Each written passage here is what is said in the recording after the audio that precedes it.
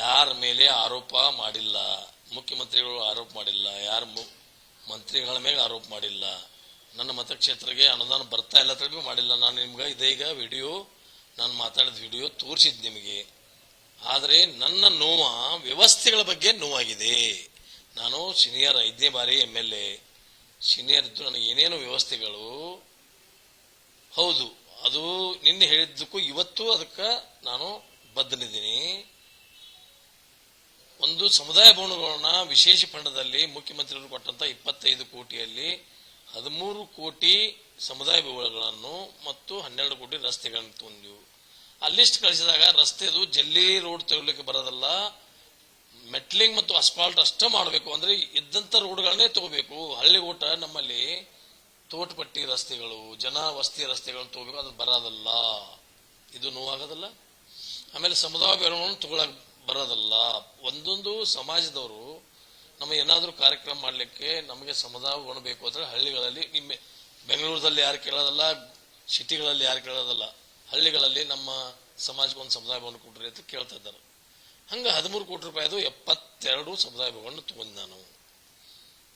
ಅದು ಇಲ್ಲಿ ಅದು ಮತ್ತೊಂದು ಪತ್ರ ಬರ್ತದು, ನೀವು ಸಮುದಾಯ ಭವನ ತಗೊಳಕ್ಕೆ ಬರೋದಲ್ಲ. ಆಮೇಲೆ ಮತ್ತೆ ನಾನು CM ಹೋಗಿ ಎಲ್ಲರೂ ಒಂದು 30-40 ಮಂದಿ MLA ಸಮುದಾಯ ಭವನಗಳನ್ನು ತಗೊಂಡಿದ್ದೀವಿ. ಅದರಲ್ಲಿ HK ಪಾಟೀಲರು ಇದ್ದರು. ಅವ್ರದ್ದು 13-14-15 ಕೋಟಿ ಇತ್ತು.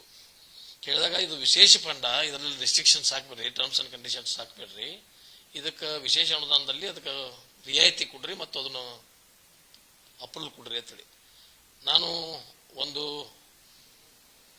20 ಸಲ ಆಫೀಸಿಗೆ ಹೋಗಿರ್ಬೇಕು. ಸರ್ ಅದನ್ನು ಒಂದು ಇಮಿಡಿಯೇಟ್ ಅಪ್ರೂವಲ್ ಕೊಡ್ರಿ, ಅದು ಮತ್ತೆ ಎಸ್ಟಿಮೇಟ್ ಮಾಡಬೇಕು, ಎಸ್ಟಿಮೇಟ್ ಮಾಡಿ ಮತ್ತು ಜಿಲ್ಲೆಗೆ ಬರಬೇಕು, ಮತ್ತು ಸರ್ಕಾರಕ್ಕೆ ಬರಬೇಕು, ಸರ್ಕಾರದಿಂದ ಅಪ್ರೂವಲ್ ಆಗಬೇಕು ಅಂತ ಹೇಳಿ ವಿಶೇಷ ಫಂಡ್ ಕೊಟ್ಟು ನಾವು ಚುನಾವಣೆ ಗೆದ್ದು ಬಂದ ನಂತರ ಒಂದು 4-5 ತಿಂಗಳಲ್ಲಿ ಅಥವಾ 6 ತಿಂಗಳಲ್ಲಿ ಕೊಟ್ಟಿದ್ದಾರೆ. ಅಂದ್ರೆ 1.5 ವರ್ಷ ಆಯ್ತು. ಈಗ ಸರ್ಕಾರ ಬಂದು 2 ವರ್ಷ ಆಯ್ತಲ್ಲ, 1.5-2 ವರ್ಷ ಆಯ್ತು. ಆಮೇಲೆ ಅದನ್ನ ನಾವು ವರ್ಕೌಟ್ ಕೊಟ್ಟಿವು. ಆಮೇಲೆ ಕೆಲವು ಗದ್ದೆಗಳು ಅದು, ಅಲ್ಲಿ ಕೆಲವು ಕಾಗದ ಪತ್ರಗಳು ಕೇಳ್ತಾರೆ, ಎಲ್ಲಾದ್ರೂ ಉತ್ತಾರ, ಆಮೇಲೆ ಅದರದ್ದು ಕಮಿಟಿ ರಿಜಿಸ್ಟ್ರೇಷನ್ ಆಗಿರ್ಬೇಕು, ಎಡಿಟ್ ಆಗಿರ್ಬೇಕು, ಇವೆಲ್ಲ ಕೇಳಿದ್ವಲ್ಲಿ ಅಲ್ಲಿ ಒಂದು 60 ಸಿಕ್ಕು, ಒಂದು 10ಗಳು ಅವರು ರಿಜಿಸ್ಟ್ರೇಷನ್ ಇರಲಿಲ್ಲ, ಏನೇ ಆಗಿರಲಿಲ್ಲ, ಉತ್ತಾರ ಸಿಗಲಿಲ್ಲ. ಚೇಂಜ್ ಆಫರ್ಗೂ ಮಾಡಿಕೊಡ್ರಪ್ಪ ಅಂತೇಳಿ ಕೊಟ್ಟಿವಿ. 1.5 ವರ್ಷದಿಂದ ನಾನು ನೋವು ಏನದನ್ನು ಹೇಳ್ಕೊತಾ ಇದ್ದೀನಿ. 1.5 ವರ್ಷದಿಂದ ನಮ್ಮ ಅಧಿಕಾರಿಗಳ ವ್ಯವಸ್ಥೆಗಳು, ನೀವು ಯಾಕಪ್ಪ ಇನ್ನೂವರೆಗೆ ಕೊಟ್ಟಿಲ್ಲ, ಒಂದು 30 ಕೊಟ್ಟಿದ್ದಾರೆ, ಇನ್ನೊಂದು 30-40 ವರ್ಕ್ ಆರ್ಡರ್ ಕೊಡಬೇಕಾಗಿತ್ತು. ನನ್ನ ಪ್ರಶ್ನೆ ಏನಂತ ಅಂದ್ರೆ, ಒಂದು ಕೆಲಸ ಆಗಬೇಕಾದ್ರೆ ನಮ್ಮ ಅವಧಿ ಮುಗಿದ ಬಳಿಕ ಆಗೋದೇನದು ಕೆಲಸ ಅಂತೇಳಿ ನನ್ನ ಪ್ರಶ್ನೆ.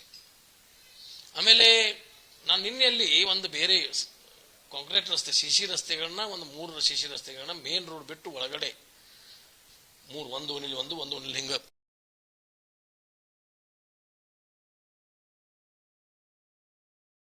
ನೋವಾಯ್ತಂದ್ರೆ, 1 ವರ್ಷದಿಂದ ನಾನು ಅಲ್ಲಿ ಒಂದು ಪೂಜೆ ಮಾಡಿ ಬಂದಿದ್ದೆ, ಅದು CC ರೋಡ್. ಆಮೇಲೆ ಅಲ್ಲಿ ನಾನು ನೋಡ್ತೀನಿ ಈ ರೋಡ್ ಆಗಿಲ್ಲ, ಯಾಕಪ್ಪ ಈ ರೋಡ್ ಆಗಿಲ್ಲ, ಈಗ ನಾವು ವರ್ಷ ಆಯ್ತಿಲ್ಲ ಕೈ ಹೊಡೆದಿಲ್ಲ ಅಂತೇಳಿ ಅವ್ನು ಕಾಂಟ್ರಾಕ್ಟ್ ಫೋನ್ ನಾ ಪ್ರಾರಂಭ ಮಾಡ್ತೇನೆ ರೀ ಸರ್ ಅಂತಂದು. ಏಕೆ 1 ವರ್ಷ ಆಯ್ತು, ಒಂದು ಕೆಲಸ ನಾವು ಶಾಸಕರ ಕಡೆ ಗುದ್ಲಿ ಪೂಜೆ ಮಾಡಿಸಿದ್ದೀವಿ, ಇನ್ನೂ ಅದು ಮುಗುದಿಲ್ಲ ಅಂದ್ರೆ ಈ ತರ ಅರ್ಥೇನ. ಮತ್ತು ವರ್ಕ್ ಆರ್ಡರ್ ನಾವು ಜನವರಿ ಡಿಸೆಂಬರ್ ಅಂತ ಕೊಟ್ಟಿರ್ತೀವಿ. ಪ್ರಾರಂಭ ಯಾವಾಗ ಮಾಡ್ತಾರೆ ಅಂದ್ರೆ ಮಳೆಗಾಲದಾಗ ಪ್ರಾರಂಭ ಮಾಡ್ತಾರೆ. ನೀವು ಒಂದು ಬೇಕಾದ್ರೆ ಉದಾಹರಣೆ ಬೇಕಾದ್ರೆ ನಡ್ರಿ, ಈಗ ಸದ್ಯವನ್ನು ತೋರಿಸ್ತೇನೆ. ಅವ್ನಿಗೆ ವರ್ಕ್ ಆರ್ಡರ್ ಎಂದು ಕೊಟ್ಟಿದ್ದೀವಿ, ಎಂದು ಪ್ರಮಾಣ ಒಂದು ಬ್ರಿಡ್ಜ್ ಕಟ್ಟಾದ ನಾವು ಸಣ್ಣದೊಂದು ಭಾಳ ಆದ್ರೆ ಒಂದು 10 ಲಕ್ಷ 20 ಲಕ್ಷದ ಒಂದು ಇರ್ಬೇಕು ಬ್ರಿಡ್ಜ್. ಈಗ ಪ್ರಾರಂಭ ಮಾಡಿದನು, ಅಲ್ಲಿ ನೀರು ನಿಂತು ಬಿಟ್ಟಿದವು, ಒಂದು 10 ಫುಟ್ ತೆಗೆದನು. ನಮ್ಮ ಭಾಷೆ ಅರ್ಥ ಆದಿಲ್ಲ, ನಮ್ಮ ಉತ್ತರ ಕನ್ನಡದ ಭಾಷೆ, ನಿಮ್ಮ ಬೆಂಗಳೂರದವ್ರ ಗತಿ ನಮ್ಮ ಭಾಷೆ ಮಾತಾಡೋಕೆ ಬರಲ್ಲ. ಅದಕ್ಕೆ ಅವನು ನೀರು ತುಂಬಿಟ್ಟಿದ್ದಾನ. ಮತ್ತೆ ಯಾವಾಗ ಆ ಡೈವರ್ಷನ್ ಕೊಟ್ಟಿದ್ದಾನ. ಡೈವರ್ಷನ್ ಕೊಟ್ಟಲ್ಲಿ 4-5 ಆಕ್ಸಿಡೆಂಟ್ ಅದು ಯಾರ ಜವಾಬ್ದಾರಿ? ಆಮೇಲೆ ನಾನು ಒಂದು 2 ವರ್ಷನಾಗ 8th ನಂತರ 9th ಎಜುಕೇಶನ್ ಡಿಪಾರ್ಟ್ಮೆಂಟ್ನಲ್ಲಿ 8 ನಂತರ 9th ಒಂದು ಪರ್ಮಿಷನ್ ಕೊಡ್ರಿ ಅಂತೇಳಿ 2 ವರ್ಷದಿಂದ ಕೇಳ